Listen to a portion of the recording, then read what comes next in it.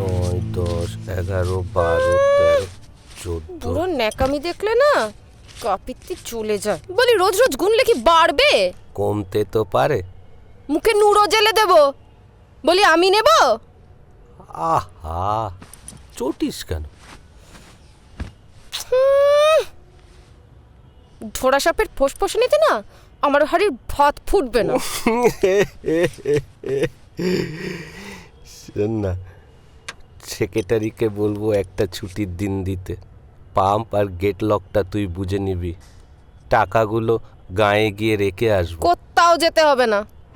রতন আসে, ওকে বলেছি আমাকে নিয়ে যাবে, ব্যাংকে অ্যাকাউন্ট খুলবো। এখন রাখো ওগুলো বাসকে। ওঠ শালা, ওঠ ওঠ ওঠ।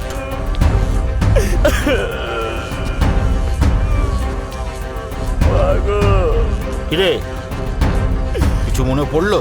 কি আর মনে পড়বে স্যার, ওই সুইচ বোর্ড মনিটর তো সব দারোয়ানের ঘরে।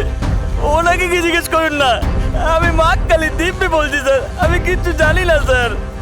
এটা আমি মহা ঝামেলায় বললাম। আরে মাগো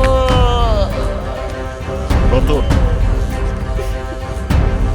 রতন, তোর পেছনে কিন্তু আমার চোখ রয়েছে। পোঁদ আছে বলে যে পোঁত পাকামো করতে হবে তার কিন্তু কোনো মানে নেই।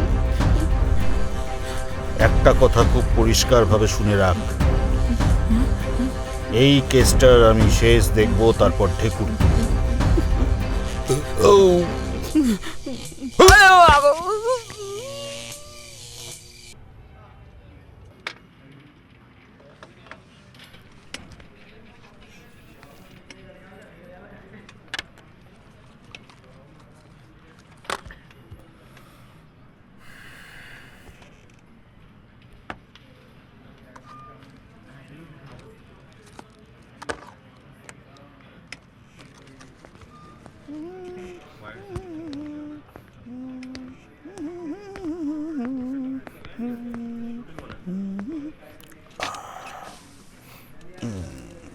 সেলুন থেকে এলেন নাকি?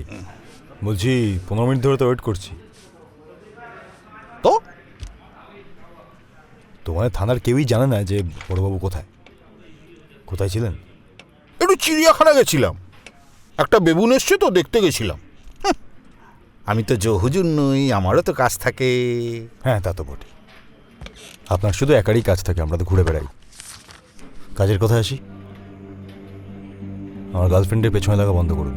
হ্যাঁ, বললাম আমার গার্লফ্রেন্ডের পেছনে লাগা বন্ধ করুন। শুনলাম।